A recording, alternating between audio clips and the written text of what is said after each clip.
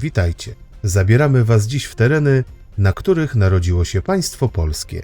Nie odwiedzimy jednak najbardziej popularnych atrakcji w Gnieźnie czy Lednicy, a zboczymy trochę z głównego szlaku i wpadniemy do mniej uczęszczanych przez turystów punktów, co wcale nie oznacza, że nie będzie ciekawie. Obejrzymy największy obiekt obronny w państwie wczesnopiastowskim, w którym na początku XXI wieku znaleziono dowód na nordyckie pochodzenie Mieszka I. Odwiedzimy także najważniejszy gród Piastów, z którego wyruszali oni na podbój innych osad należących do plemienia Polan. Przy okazji wyjaśnimy, skąd wzięła się legenda o myszach i królu Popielu. Na zakończenie zabierzemy Was we wspólną podróż przez życie XIX-wiecznego mieszkańca wielkopolskiej wsi, od jego narodzin do śmierci.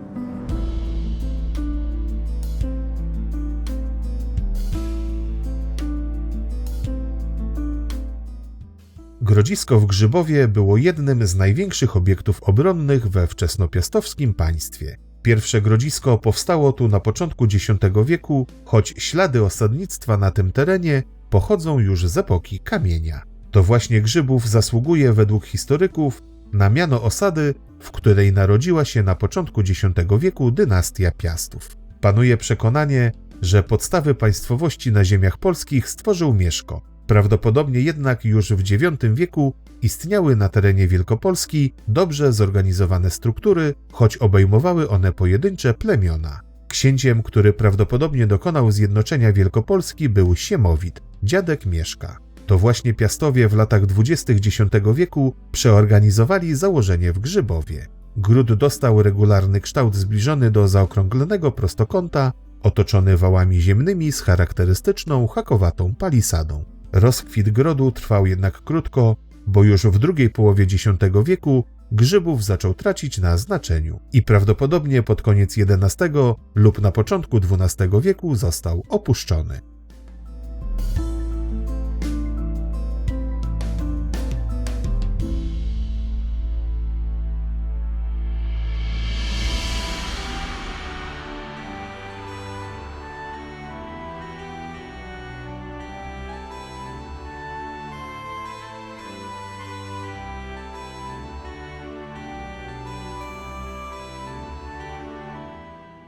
Pierwsze prace badawcze na terenie Grzybowa rozpoczął w XIX wieku niemiecki badacz Wilhelm Schwarz. Poważniejsze prace archeologiczne przeprowadzono na terenie Grodziska dopiero pod koniec lat 80. XX wieku. Dzięki nim udało się odnaleźć około 2,5 tony ceramiki, przedmioty wykonane z kości i poroża, m.in. szydła, igły, groty strzał, narzędzia i broń żelazną oraz drewniane fragmenty strzał i kół. W miejscu wykopalisk utworzono rezerwat archeologiczny Gród w Grzybowie, dzięki któremu możemy wyobrazić sobie potęgę państwa piastowskiego. Jego najważniejszą częścią są pozostałości potężnych wałów grodowych chroniących osadę. Ważną częścią ekspozycji muzealnej są też pozostałości skarbu, w którego skład wchodziło ponad 800 srebrnych monet arabskich, tzw. dirhemów z X wieku i pocięte srebrne ozdoby. W 2003 roku odnaleziono na terenie Grodziska cenny pierścień wikingów wykonany z brązu. Znalezisko to pozwala na przypuszczenie, że w grodzie służyła drużyna wikingów, być może jako straż rezydującego tu księcia, choć niektórzy dopatrują się w tym potwierdzenia nordyckiego pochodzenia Mieszka I.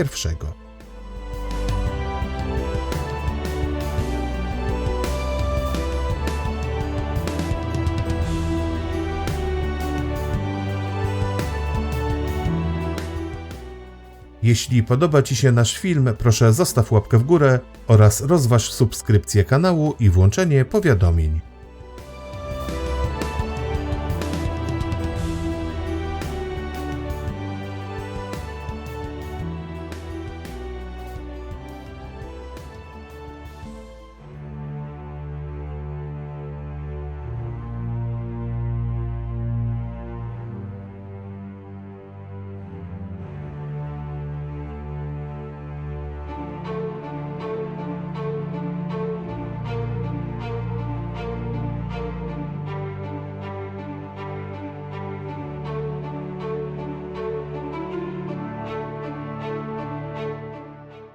Niewielki Giecz, położony dziś na uboczu głównych szlaków komunikacyjnych, był jednym z najważniejszych grodów pierwszych Piastów. Najnowsze badania wskazują jego początki na VIII-IX wiek, kiedy powstał tu kompleks obejmujący gród i kilka nieufortyfikowanych osad usytuowanych na skrzyżowaniu szlaków handlowych ze Śląska na Pomorze i z Mazowsza do Poznania. Rozbudowę grodu i umocnień rozpoczął Siemowit, legendarny dziad Mieszka I, na początku X wieku. Prawdopodobnie to właśnie Giecz stanowił główny obóz, z którego Piastowie wyruszyli w celu zdobycia innych grodów Polan, nad którymi rządy sprawował ród Popielidów. Ostatni z nich, Popiel, został zmuszony do ucieczki i ukrycia się w wieży na wyspie. Prawdopodobne jest, iż legendarne myszy, które zjadły Popiela, były symbolem piastowskich wojowników oblegających gród. Stosowali oni nietypową, acz prostą taktykę zrównania z ziemią zdobytych grodów, w których miejsce budowali nowe, ufortyfikowane założenia obsadzone już piastowską załogą. Prawdopodobnie w ten właśnie sposób, poczynając od Giecza, narodziło się ówczesne państwo polskie.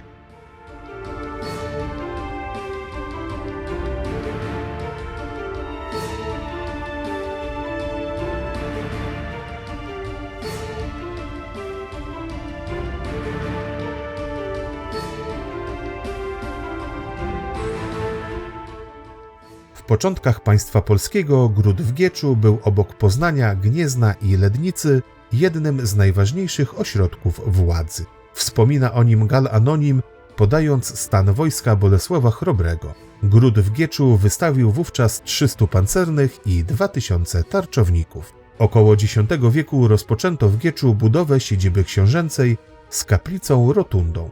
Jednak z nieznanych przyczyn pracę przerwano. Na początku XI stulecia wzniesiono tu kamienny, jednonawowy kościół świętego Jana Chrzciciela z półkolistą absydą i kryptą przeznaczoną na relikwie. Niedługo później, bo w 1038 roku, Giecz został zajęty przez czeskiego księcia Brzetysława I. Jak podają czeskie kroniki, załoga poddała się bez walki. Sam gród spalono, a mieszkańców uprowadzono do Czech. Jeszcze w XIII wieku podjęto próby reaktywacji grodu, jednak w wyniku powstania pobliskich miast, które przejęły jego funkcję, gród stopniowo podupadł. Pod koniec XIII lub na początku XIV wieku, prawdopodobnie w wyniku najazdów krzyżackich, Giecz ostatecznie opustoszał.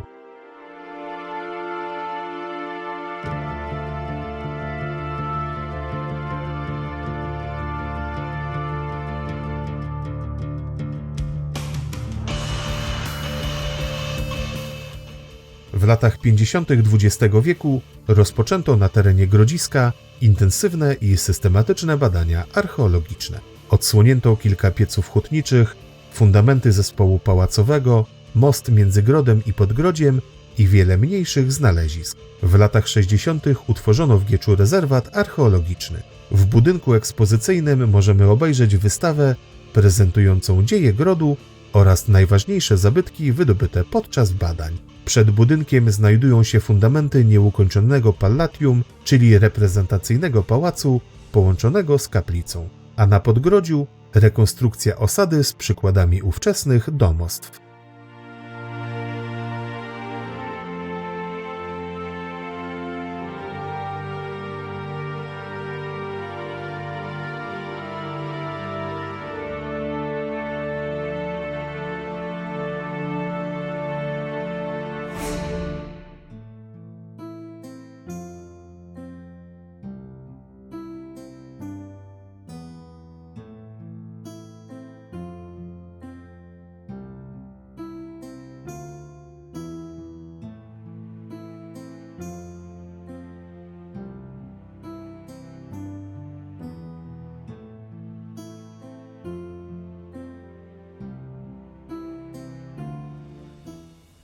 Po zapoznaniu się z warunkami mieszkalnymi pierwszych Piastów, w zaledwie 30 minut przenosimy się o 1000 lat do XIX-wiecznej wsi. Wielkopolski Park Etnograficzny to ponad 60 oryginalnych budynków przeniesionych z różnych miejsc. Odwzorowują one typową wieś wraz z jej niepowtarzalnym klimatem. Znajdziemy tu budynki mieszkalne i gospodarcze, kościół, karczmę, wiatraki i kuźnie. Ich dopełnieniem są pola uprawne, ogrody warzywne i kwiatowe oraz sady.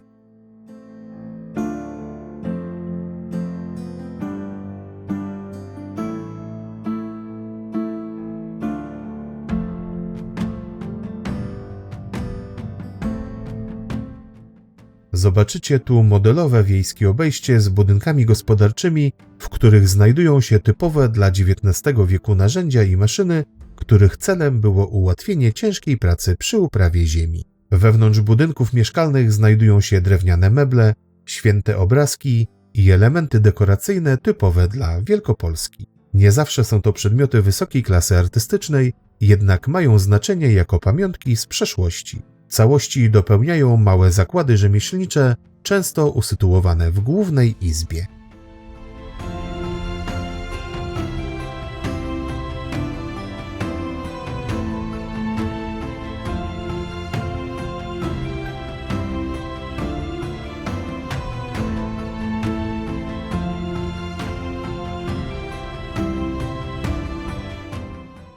Nieodłączną częścią wsi wielkopolskiej była zabudowa dworsko-folwarczna. Składa się z części dworskiej, jest to kopia dworu z drugiej połowy XVIII wieku oraz 2 oficyn i podwórza folwarcznego na planie sześciokąta. Wewnątrz można obejrzeć bogaty zbiór mebli, obrazów, ołtarzyków i wyrobów ceramicznych, a na wejściu pokaźnych rozmiarów kolekcja trofeów myśliwskich.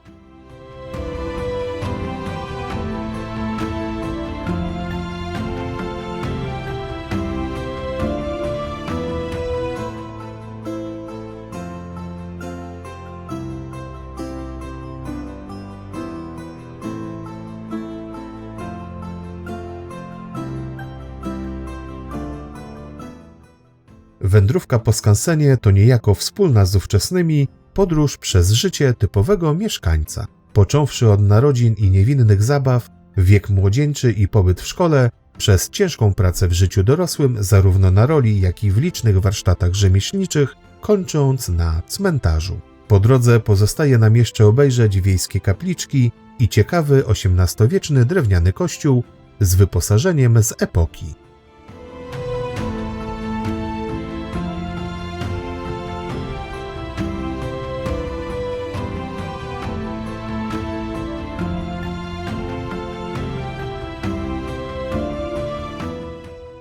Jeśli wybierzecie się do Wielkopolskiego Parku Etnograficznego, spędzicie tu miło na wolnym powietrzu kilka godzin, w trakcie których będziecie mogli poczuć klimat XIX-wiecznej wsi. Warto przekonać się na własne oczy, jak żyło się w tamtych czasach bez wielu dóbr i urządzeń, bez których dziś nie wyobrażamy sobie codziennej egzystencji.